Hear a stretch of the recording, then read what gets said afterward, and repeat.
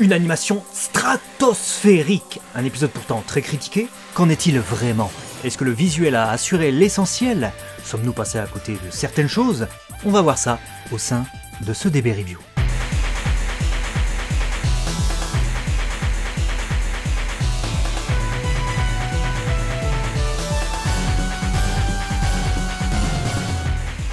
Salut les scènes, bienvenue sur DB Times, vos vidéos sur Dragon Ball. On est content de vous retrouver et puis je suis en joie et je suis plein de hype évidemment puisque je viens de voir l'état de ce script qui fait 2 km de long et je n'ose imaginer l'état après le montage de la review, mais je suis très content parce que je suis pas autant lessivé que lors des lives où ce qui m'a pompé le plus d'énergie c'est la joie. La joie que vous nous avez procurée par votre présence. On vous remercie infiniment d'avoir été là sur les 2 derniers lives qui étaient vraiment géniaux sur la chaîne. Punaise, ouais, vous avez été nombreux comme pas possible. Le dernier live au moment où on enregistre avoisine les 22K, c'est incroyable. Merci d'être là, merci de nous soutenir. On va du coup sans plus attendre vous demander de vous abonner si ce n'a pas été fait et on va rentrer du coup dans l'analyse de cet épisode 18 qui a fait tant parler sur internet. On est parti avec du coup l'histoire au scénario Yuko Kakihara et Sanuki. L'affrontement se poursuit entre Son Goku, Mini, désormais transformé en Super Saiyan 3, et King Goma, le roi du royaume des démons. Majin Buu, le plus redoutable des Majin, créé par le Dr Alinsu, se joint à la bataille. Mais nos héros sont très vite dépassés par la toute-puissance de ce Goma presque invulnérable du fait de son 3e œil. Alors que tout espoir semble perdu et que même les amis de Goku n'arrivent à rien, le vieux Namek Neva s'approche de notre Saiyan rajeuni et lui octroie un nouveau pouvoir. Cette manœuvre permet son éveil vers une nouvelle forme simiesque dans laquelle il combat Goma dans un second round encore plus épique. Mais en dépit de ça, Goma et son Third Eye semblent avoir des réserves insoupçonnées. Rapidement, il annule les transformations successives de Goku et le fait régresser sous sa forme normale.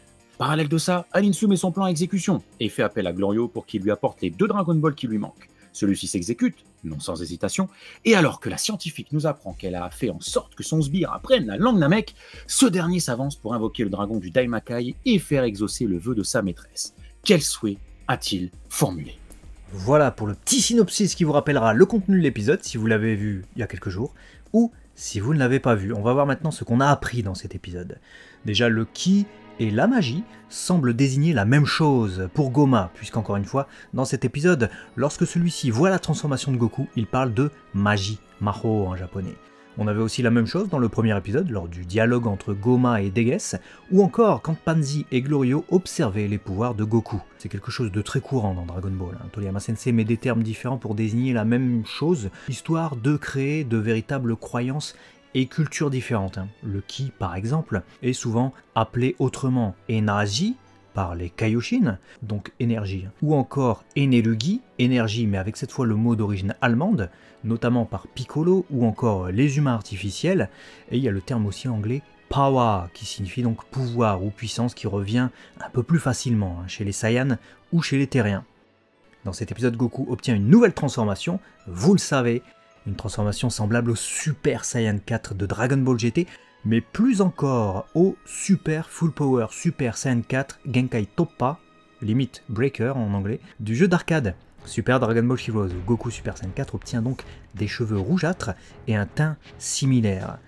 On voit dans cet épisode que Neva semble avoir la capacité d'octroyer un power-up à n'importe qui, du moins ses limites ne sont pas fixées, ni même le secret de son pouvoir, mais on en reparlera après.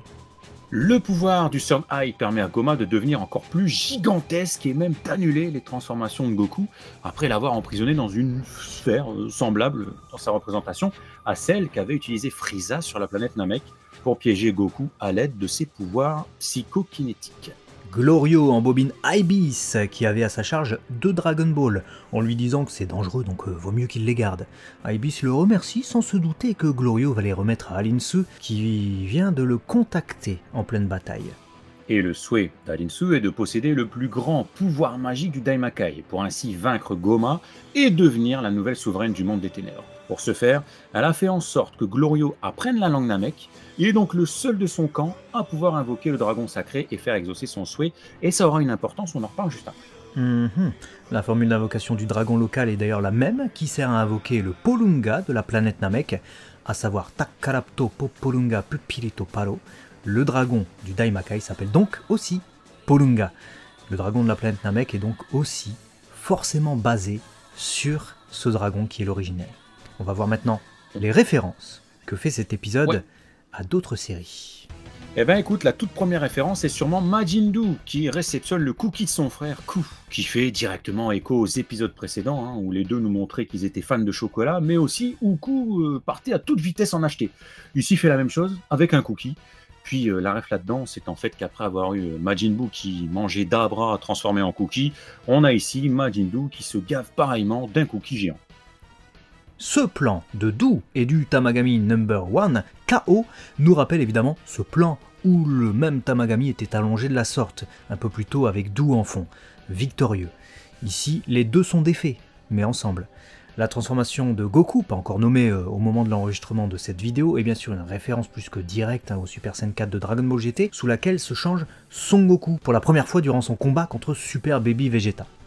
Et d'ailleurs, certains plans et certaines séquences de l'épisode se calquent sur cette première apparition dans GT, où il avait évidemment plus que marqué les esprits. Et en plus de ça, c'est aussi une référence directe à Sun Wukong, aussi appelé Son Goku, au Japon, le roi des singes du roman La Pérégrination vers l'Ouest, celui-là même qui a donné son nom au héros de Dragon Ball, un sujet qu'on a déjà compté dans au moins 2 DB Times que vous retrouvez évidemment sur la chaîne. Son Goku retrouve donc ici son origine. La boucle est bouclée. La gigantesque boule de ki de Goma est une référence directe à la Revenge Death Ball que balançait Super Baby sur Goku Super Saiyan 4 en vain. Et cette même Revenge Death Ball s'inspirait déjà de la supernova de Frieza pour ce qui est de sa forme et de la Death Ball pour ce qui est de son nom. Enfin, la manière dont Goku la repousse nous fait aussi penser au 5e film DBZ où il repoussait la supernova de Kula d'un Kamehameha un peu de la même manière. Goku qui s'étonne de sa nouvelle forme, c'est un peu ce qu'il faisait déjà quand il venait de se changer en Super Saiyan God dans Dragon Ball Z Battle of Gods. Quand Goku s'accroche à la jambe de Goma avec sa queue retrouvée, on se retrouve immédiatement plongé dans la série Dragon Ball, où il utilisait aussi sa queue pour combattre ou se mouvoir, que ce soit contre Dylan, contre Nam ou contre Kulilin aussi d'ailleurs. Étonnamment, ce plan aux couleurs limitées lorsque Goku prépare son Kamehameha avant d'être chargé par Goma nous montre un Goku aux couleurs qui nous rappelle quelque chose. Eh bien oui, le Super Saiyan 4 des Cardass Dragon Ball. Après avoir enfoncé Goma dans un cratère semblable à celui dans lequel était notre héros après avoir été frappé par Piccolo Daimao, on peut voir le possesseur du troisième œil ressortir sous une forme encore plus gigantesque, tel qu'on avait vu Abela, le père de Dabra, dans l'épisode 17. Ce Goma géant qui regarde Goku à même le sol nous rappelle d'ailleurs étrangement Slug, le super Namek qui utilisait son gigantisme et acculait Goku dans le 4e film DBZ. De plus, les attaques que Goma utilise dans cet épisode, qui le montre repoussant plusieurs de nos héros en même temps, les envoyant valser dans le décor, rappellent naturellement le combat contre Ishinlon dans l'arc des dragons maléfiques de DBGT, où cet ultime dragon en faisait de même. Quant à ce plan de Goku au sol, adossé à un rocher, c'est sûrement une référence à celui-ci, où Goku Super Saiyan 4 était dans une posture similaire face à Super numéro 17, évidemment dans Dragon Ball GT. Notez d'ailleurs que tout comme dans GT, les vêtements de Goku apparaissent ou disparaissent par magie après être passés par le Super Saiyan 4. Ce cut dans l'opening faisait du coup probablement écho à l'apparition de Polunga, et non à l'avènement d'un pouvoir magique comme on l'a cru. Enfin, le passage où Polunga drop ce qu'il restait de charisme à Goma en le repoussant d'une pichenette fait un gros clin d'œil à ce passage, devenu culte au Japon, puisqu'utilisé largement dans les dérivés et même en icône sur les réseaux sociaux, où Polunga dit « OK » tout en faisant le signe. C'était bien sûr dans l'arc Majin Buu, ici ça a carrément été transformé en une attaque, et en une attaque suffisamment puissante pour repousser un Goma encore power-up et agrandi par son Third Eye. Place aux commentaires, maintenant nos commentaires sur le scénario de Dragon Ball Daima épisode 18. Et on va commencer peut-être par le problème Neva, puisqu'il est central pour cet épisode. Ah ouais. C'est vraiment lui qui centralise un peu, les commentaires, les critiques sur le power-up de Goku dans cet épisode. On va parler après de l'apparence, de l'animation, tout ça, dans un second temps, mais Neva, n'est-ce pas le personnage le plus cheaté finalement de toute cette série ? Bah si, écoute, j'ai envie de te répondre par la positive.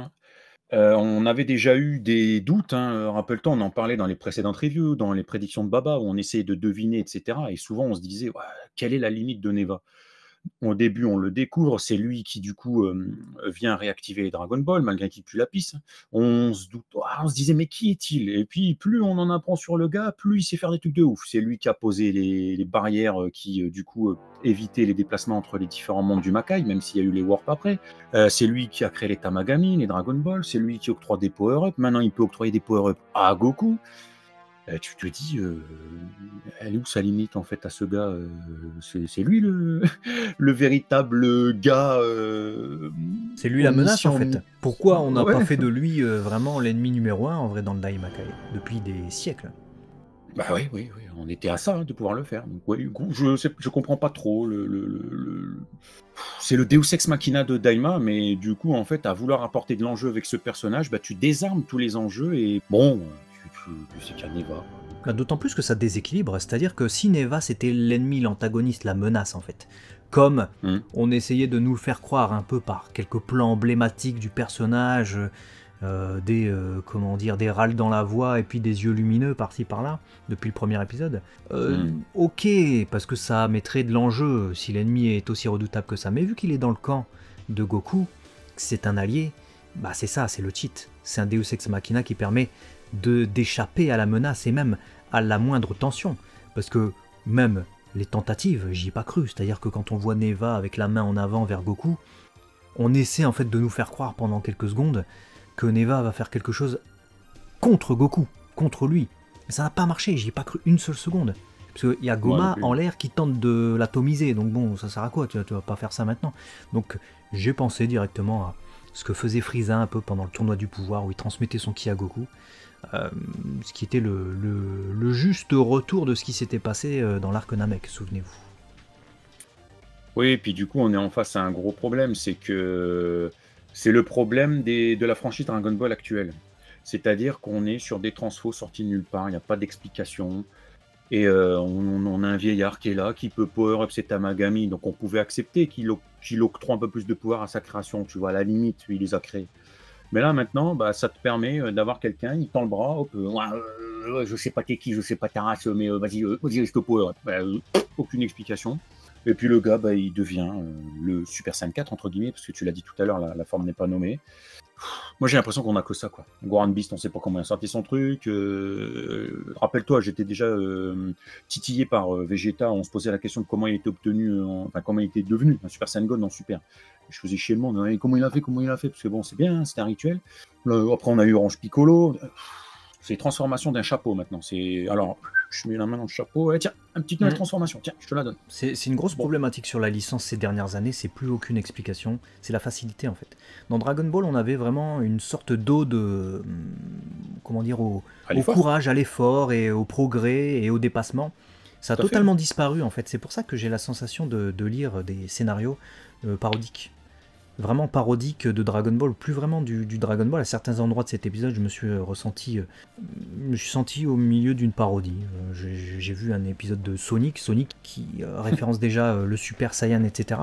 Là, on a eu un peu ça, avec un scénario qui ne nous explique rien. On doit juste en fait être porté et coulé par l'animation. Et j'ai un problème du coup aussi, non seulement déjà avec ces scénarios mais récents, mais depuis longtemps avec cette deuxième partie de scénario où on a des transformations, pas d'explication. Mais j'ai un problème aussi avec les commentaires qui disent il faut éteindre son cerveau et en fait faut pas réfléchir, faut regarder ça comme du bonus. J'ai un problème avec ça parce que cette façon de penser, qui du coup n'est certes pas la mienne, hein, mais c'est pas parce que c'est pas la mienne que on pourrait pas l'accepter ou qu'elle n'est pas la bonne ou que sais-je. Mais cette façon de penser pour moi nous éloigne totalement de l'exigence. C'est-à-dire que on va se focaliser que sur un plan, ça va être l'animation, parce que l'animation de Dragon Ball Daima est magnifique, et de toute façon vous allez le voir tout à l'heure, vous allez sauter au plafond, c'est un truc de fou cet épisode en termes d'animation. Mais par contre, on va absolument oublier le scénario. On fait pas d'animé. On fait pas d'animé. Dans ce cas-là, on fait des séquences d'animation, on fait, je sais pas, une vidéo promotionnelle pour SDBH, où on promeut les cartes à jouer. Bon là, ça va être Dragon Ball Super Divers, et puis voilà, on fait de l'animation de fou malade et tout, on va être comme ça, oh là là là là, on va être retourné dans tous les sens, mais on ne fait pas d'histoire, on ne fait pas de scénario dans ce cas-là, si on ne veut rien expliquer, si on ne veut pas nous donner des émotions, comment dire, du ressenti à travers les dialogues, à travers ce que vont dire les personnages, à travers ce qu'ils vont ressentir, à travers tout ça. Si on ne doit se focaliser que sur le visuel, ne faisons pas une série animée. Ne faisons Et puis pas c'est une série totalement... je suis 1,2% d'accord avec toi, et je trouve que c'est contre-productif pour une licence telle que Dragon Ball, et je trouve ça en fait même absolument illogique. Parce que tu parlais d'émotion, mais ce qui fait qu'on accepterait, entre guillemets, juste des séquences d'animation, tu vois, très rapides, très concises. Oh, on s'en prend plein la tête, on ne sait pas qui il est l'ennemi, on ne sait pas machin, on ne sait pas le contexte, on s'en fout, mais on se prend du spectacle. Mais qu'est-ce qui fait qu'on a de l'émotion aussi? C'est aussi parce qu'on va suivre Goku, on va suivre Vegeta, on va suivre des gars que l'on connaît. Mais pourquoi on a de l'émotion à suivre ces persos qu'on connaît? Parce qu'on a eu l'œuvre originale, les 42 tomes, qui nous ont permis de grandir avec Goku, de voir toute cette histoire, tous les liens qu'il a tissés, l'évolution des personnages, comment Vegeta est devenu ce qu'il est devenu, Piccolo, etc., etc. Et c'est ça qui fait qu'aujourd'hui, quand on consomme du Dragon Ball, on a des émotions. Donc aujourd'hui, tu prends qui a été construit, qui est vecteur d'émotions, et tu les mets dans un contexte qui ne véhicule rien. Animation, pas d'histoire. C'est, je sais pas, c'est un aveu de faiblesse de ne pas savoir écrire. Hein. Oui, en plus c'était très simple à écrire, tu vois, il y a pas mal de personnes qui veulent excuser le manque d'explications sur cette transformation, même sur le pouvoir de Neva, hein, parce qu'on n'en a pas, on sait pas c'est quoi son pouvoir. Il peut power-up, tu le disais, autant ses créations, que des gars random qui sont des Saiyans, qui sont même pas du Makai, qui sont même pas des Majin. On sait pas comment ça marche. Il y en a du coup qui disent oui, bah, c'est comme le grand doyen. Bah non, c'est pas comme le grand doyen. Le grand doyen, il y avait une explication. Le gars, tu sais que c'est un Ryozoku. On avait toute l'explication sur la famille du dragon chez les Namek qui possède de grands pouvoirs. Dende possède le pouvoir aussi, hérité des Ryozoku, de créer des Dragon Ball. Ils ont des pouvoirs particuliers. Neva, clairement, c'en est un. Il a le pouvoir de créer des Dragon Ball et tout. Il a des grands pouvoirs. Mais on ne nous dit absolument pas, et il ne nous dit lui-même absolument pas, qu'il est en train de libérer le potentiel latent de Goku. C'est pas ce qu'il fait, il met même pas sa main sur sa tête et il libère pas quelque chose chez lui, il lui donne quelque chose. Il fait la même chose qu'avec ses Tamagami, il y a un rayon bleu qui sort de ses mains et celui-ci se dirige vers Goku. Qu'est-ce qu'il lui a fait? On ne sait pas. Pour le moment, ça reste sans explication et ça n'est certainement pas ce qu'a fait le grand doyen et on peut certainement pas le mettre sur le même plan. Parce qu'on avait une explication, on avait quelque chose de cohérent, là, tu sais pas. Oui, il suffisait d'une phrase. Hein. Oui. Wow, je suis un Ryozoku, du coup, vous devez connaître le potentiel, machin, tout ce que tu viens d'expliquer. Mais il y a un des pouvoirs que très peu de Namek ont eu. Je suis l'un des seuls à avoir encore, je sais, éveillé au-delà du potentiel latent, des trucs. Le potentiel des origines de ton espèce, tu vois, un truc qui expliquerait même la forme, parce que même la forme n'est pas expliquée. Pourquoi sa queue repousse à Goku? Tu vois, dans Dragon Ball GT, il y avait tout un rituel qui faisait que sa queue repoussait, et le vieux Kaioshin pensait très sincèrement que ça allait être utile à Goku en combat, vu qu'il opérait, il combattait dans un corps d'enfant, il avait du coup les pouvoirs restreints, et en plus de ça, il pouvait pas libérer son plein potentiel. Par exemple, le Super Saiyan 3, avant ça, il pouvait pas le faire, et il y avait aussi le fait qu'il pouvait pas utiliser le déplacement instantané, tous des trucs comme ça. Il était vraiment nerf dans GT. Dans Daima, non seulement ils sont pas nerfs, même si on n'arrête pas de nous le dire, hein, épisode 15, tout ça, épisode 12 aussi, mais on voit des Super Saiyan 3 ci et là. Mais en plus de ça, la queue repousse parce que t'as un vieux Namek qui donne une boule bleue de magie et qui transforme du coup un Saiyan en un homme bête. Je comprends pas. On comprend la ref, hein, on n'est pas con, hein, la ref à Dragon Ball GT, etc. Mais dans Dragon Ball GT, tu passais par le stade de Saint géant doré, tu te maîtrisais, ensuite tu te transformais du coup en homme bête. Là non, tu passes du Super Saiyan 3 au Super Saiyan peut-être 4, bizarrement. Et puis sinon, pour revenir sur Polunga, dont on a parlé tout à l'heure, c'est peut-être le truc qui m'a fait le plus rire de l'épisode. Parce que j'ai souri, je me suis dit, les bâtards, voilà. C'est le petit mot comme ça, le petit truc quand tu dis, ils n'ont pas trop fait d'efforts sur l'apparence. Déjà, le gars s'appelle Polunga, c'est l'apparence de Polunga, celui qu'on connaît, mixé avec un peu d'Ultimate Shenlong, donc le dragon rouge de Dragon Ball GT, celui qu'on voit notamment au tout début. Je me suis dit, ils ont fait la référence, et en plus de ça, ils ne sont pas cassés la tête. Très pratique pour les produits dérivés, donc forcément, c'est pour ça que ça m'a fait sourire. Mais malgré tout, avec le recul, c'est l'une des apparences les plus logiques. C'est le dragon originel. Ouais. Polunga y fait référence, il est créé depuis lui, donc... Ouais, moi j'ai bien aimé. Ouais, il est créé depuis lui, donc Neva, il a la ref de l'apparence du dragon. Bon, là, il est rouge pour le Makai, on va faire un clin. Franchement, c'est le truc qui est le plus passé. Le truc où je me suis le plus interrogé sur Polunga, c'est quand même la fameuse Pichnek exécutée, là, tu sais. Ok. Je me suis dit, le dragon, il n'est pas censé être plus fort que son créateur. Donc ça veut dire quoi, que Neva, il est plus fort que Goma si... Donc autant que tu fasses quelque chose tout seul, Neva, fais quelque chose, donne des power-up à tout le monde. Mais non, mais c'est ça m'a horripilé parce que Goma, on en discutait dans le live, hein, n'hésitez pas à aller voir ce live, c'était très intéressant avec vos avis par rapport à cet épisode 18. Goma est déjà ridicule, il n'a pas un seul moment où en fait il est terrifiant, même dans cet épisode, hein, où il est quand même un ennemi qui arrive à acculer Goku, il n'est pas terrifiant, t'as pas peur de lui. Alors je donnais des exemples dans le live, n'hésitez pas à aller voir, je vais pas me répéter.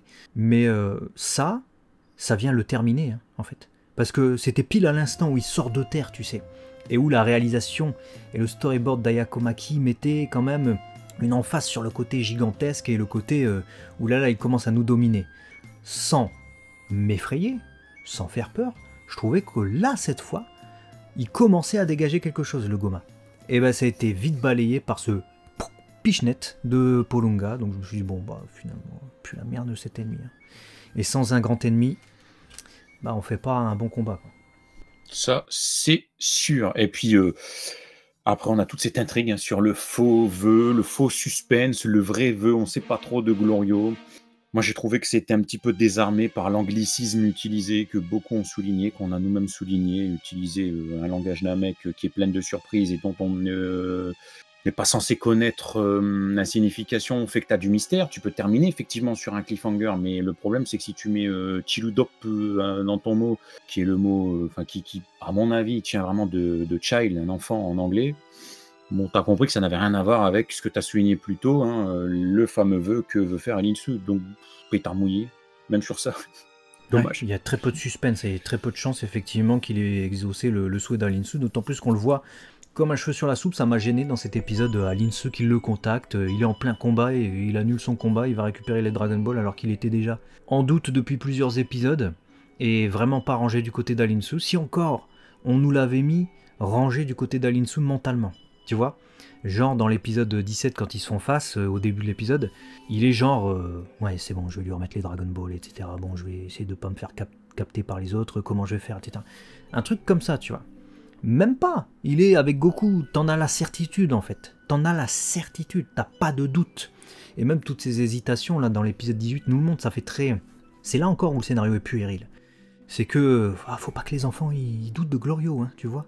Ça fait un peu ça, ça fait un peu ça, alors que c'est pas un animé, on nous dit, à Kyoyoku, il y a une interview qui va sortir sur la chaîne, où il nous dit que c'est pour les trentenaires avec leurs enfants. Mais les trentenaires, il nous dit, pour les trentenaires, non. Moi, je suis trentenaire, je me sens pas concerné par cette écriture. D'autant plus qu'on apprend que le gars parle Namek. Et Alinsu, elle s'est pas dit... C'est une grande scientifique, on nous dit. C'est une manipulatrice de ouf. Elle a tout manigancé depuis le début. Elle est pas capable de se dire, si tout capote, faut que au moins moi je parle Namek. Elle s'est pas dit ça. Donc tout son plan repose sur Glorio. Qui peut se faire tuer à tout instant. Ouais. Qui est son joker pour réaliser son vœu. Parce que s'il n'y a pas de Glorio, il n'y a pas de vœu, quoi. Voilà. Bah dis donc. Paye ta logique. Paye ta logique. On va passer à la réal, ça sera peut-être un peu mieux. Oui, ça sera peut-être beaucoup mieux. On avait Cam Murakami à la réalisation, donc c'était déjà le réalisateur des épisodes 4 et 10.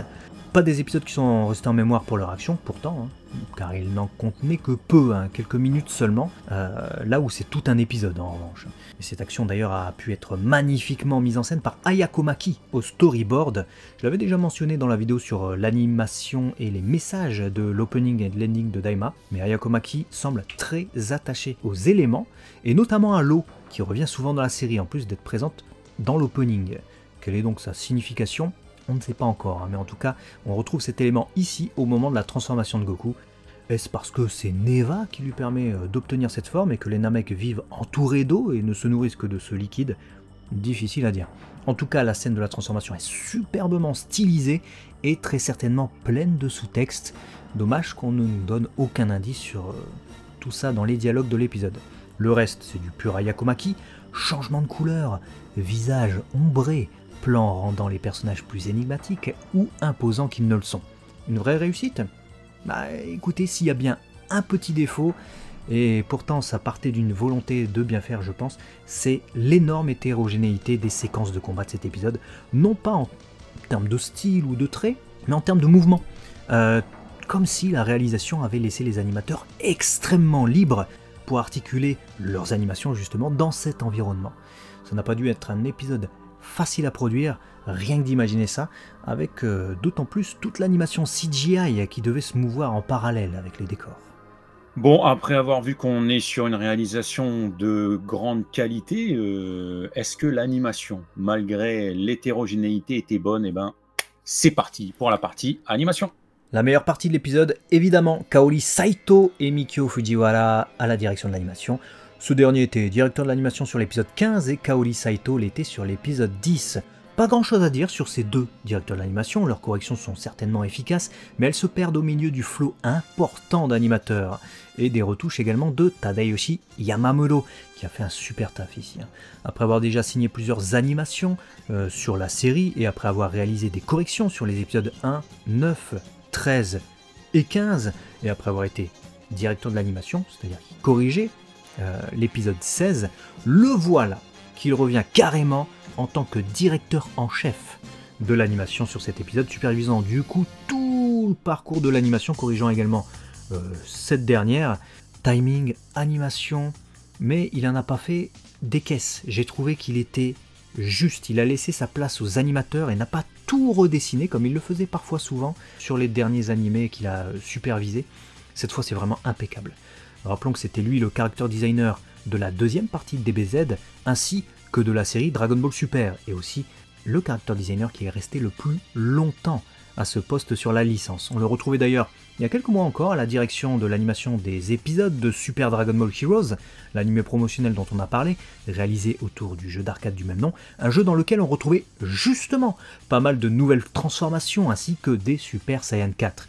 Ce n'est donc peut-être pas un hasard si ce grand nom de l'animation sur Dragon Ball revient sur un épisode comme celui-ci, participant du même coup à animer le Super Saiyan 4 créé par son confrère Katsuyoshi Nakatsuru, le character designer de Dragon Ball GT, mais aussi de cette série Daima. Et possiblement aussi de Toriyama Sensei, cette fois-ci, mais pour le moment la question de son application sur le design reste entière. J'ai l'impression que c'est un peu comme si on avait voulu concerner tout le monde, du coup c'est plutôt beau à voir. On va voir maintenant les animateurs clés de cet épisode, il y en a énormément, et dans l'ordre, on avait Sanda qui débutait, le premier animateur français dont on vous a parlé sur la série, qui revient ici après avoir animé des séquences déjà mémorables dans les épisodes précédents, dont de purs rushs aériens de Goku, ou encore ce Kamehameha. Cette fois, il fut chargé d'animer deux scènes concernant Goku Super Saiyan 3 d'abord, avec ce tout début et le passage où celui-ci débute son affrontement contre Daimao. C'est punchy, c'est vif et les effets sont souples, c'est plutôt agréable à l'œil. Mais ce n'est même pas là ce qui restera le plus en mémoire, car c'est lui qui a animé la transformation de Goku dans cet épisode, mais on en reparle après. Le second nom mentionné sur Sakuga Boru, le site d'animation dans l'ordre chronologique des scènes qu'on voit, c'est Shuichiro Manabe, qui est supposément l'animateur de cette scène. Je dis bien supposément, et c'est important de le dire, car la semaine dernière, Yamamuro était supposément sur ce cut, mais on a appris que c'était pas lui. Ce serait vraisemblablement Hiroyuki Itai, d'après Anime Eugé, dont on nous a fait remonter l'information. Une correction utile qui permet de mieux saisir pourquoi ça n'avait pas l'air d'être cohérent avec ce que faisait Yamamuro sur la série. Manabe, du coup, notre animateur impactant, qui signe la scène de la débâcle de nos amis face à Goma, jusqu'à ce que tous finissent à terre après que Goma et son troisième œil aient pris le dessus. De bons échanges de coups et un vrai voyage au milieu de la zone de combat. Suit Ken Arto, un autre animateur français qui anime ce passage où Goma prend le dessus sur Goku Super Saiyan 3. La démesure de Goma et l'impuissance de Goku, qui paraît en plus si petit face à l'ennemi. J'ai beaucoup aimé cet échange, d'autant que pour l'une des rares fois de la série, avec ses attaques, Goma paraissait vraiment méchant et redoutable. Rien d'étonnant là-dedans, hein, puisque déjà sur DBS Broly, Ken Arto nous avait montré toute sa capacité à transmettre les émotions qu'il fallait avec les mouvements et les visages de ses personnages. On retrouve une nouvelle fois Sanda après ça, qui anime the scène de l'épisode, en tout cas celle qui va rester en mémoire hein, durant des années durant, la fameuse transformation. Du moment où il va se relever, touché par le pouvoir de Goma, jusqu'au moment de la présentation avec les effets et la queue qui passe au premier plan façon Super Saiyan 4 dans DBGT, c'était magnifique et totalement à la hauteur de ce qu'il fallait pour cette transformation. Très franchement, encore toutes nos félicitations à nos confrères et notamment à Sanda hein, pour ses cuts et notamment cette scène qui va rester dans l'histoire du coup. On est très heureux pour lui, c'est mérité car on sait qu'il est extrêmement fan de Dragon Ball et son animation je trouve a été à la hauteur tout au long de la série en plus d'avoir progressé. C'est l'heure du deuxième round qui débute avec Mehdi Awichawi qui anime ce rush entre les deux opposants et avec de super effets. C'est pas compliqué, à chaque fois que je vois cet animateur, c'est pour faire des animations de ouf.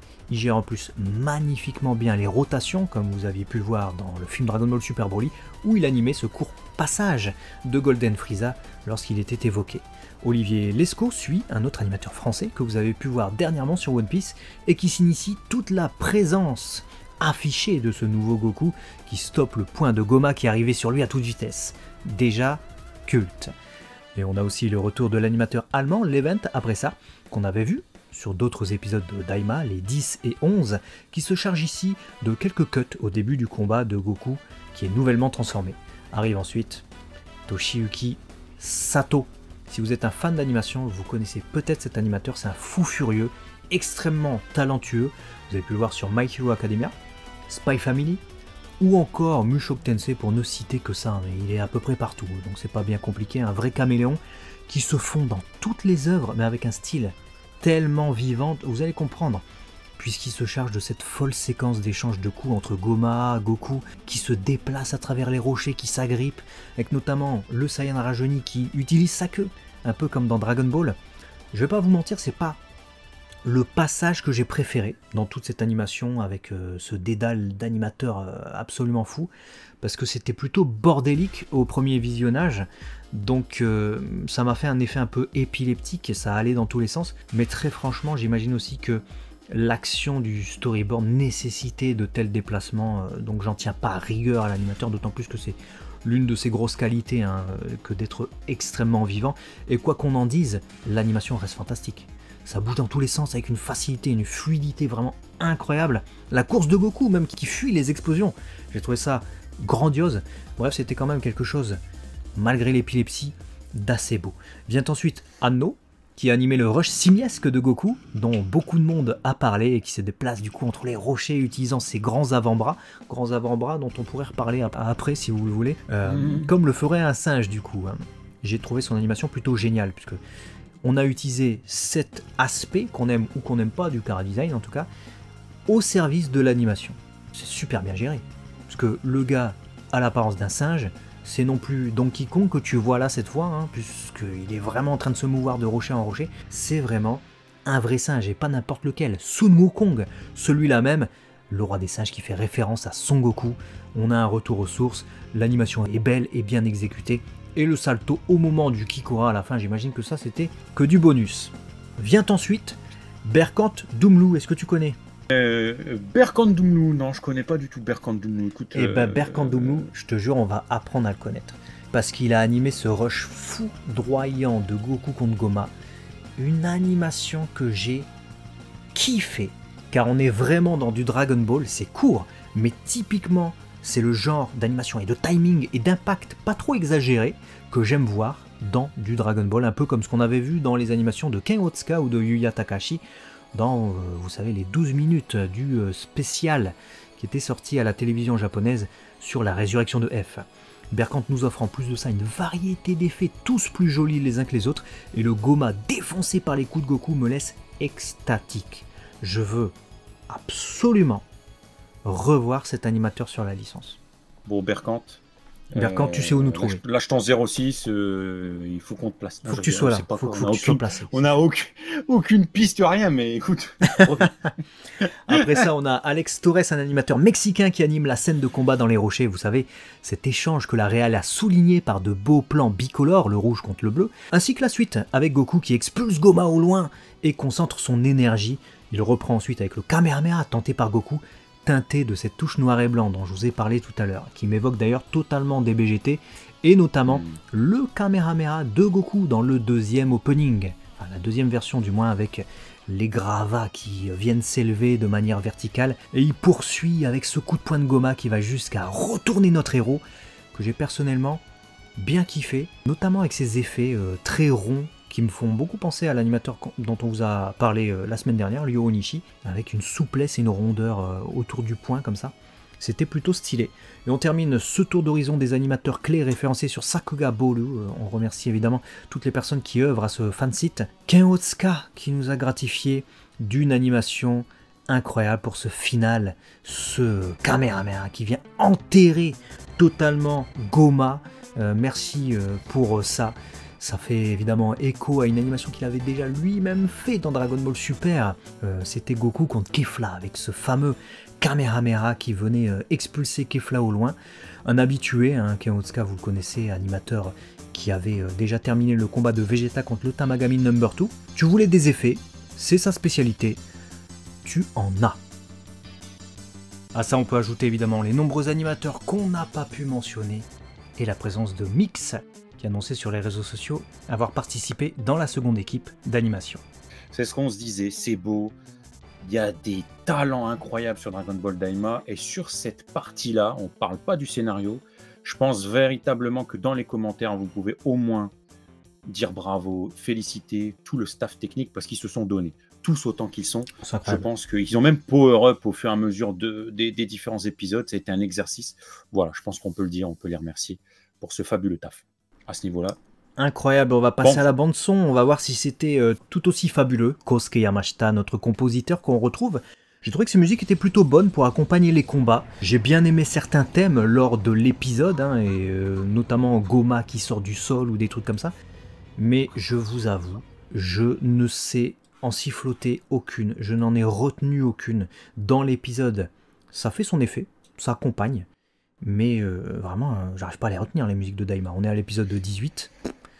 À part la Kempetai, vite fait, mais le reste... Moi, j'avais, je suis comme toi, je suis incapable de les siffloter, mais j'avais noté que la musique du Super Saiyan 3 avec la mélodie qui se répète dans le fond, comme ça, c'était sympa. La musique du Super Saiyan 4 avec le cri de Goku, on y revient juste après sur la partie doublage, m'a donné des frissons. Je trouve que la musique, elle accompagnait bien. Et pareil, à un moment donné, il y avait une sorte d'envolée symphonique un petit peu lors de l'intensité du combat. Tu vois, elle est pas mémorable, comme des thèmes à la Kikuchi, mais elle faisait son travail, comme tu dis, elle accompagne le truc. Et les bruitages aussi. Bon, on est dans la bande-son, mais j'en parle, parce que les bruitages, y a l'écho sur le punch que se mange Goku, tu sais, quand ça fait l'aura du Kaioken aussi. Quand Goku est transformé, ils font sur Goma. Et puis, quel serait cet épisode, comme je le disais, sans Masako Nozawa qui... La voix de Goku. Mais elle approche les 90 ans et je comprends pas comment tu peux être capable de faire. Franchement, je me suis dit, quelle puissance! Tu sais, la puissance, la bagarre. Non, mais en vrai, mais quelle puissance qui se dégage de sa voix. C'est incroyable. Elle a toujours une puissance vocale incroyable. Elle est hors norme. Et c'est vraiment... c'est fou. Je veux qu'on félicite vraiment tous les talents, tous les artistes en fait qui ont travaillé sur cet épisode. Parce que...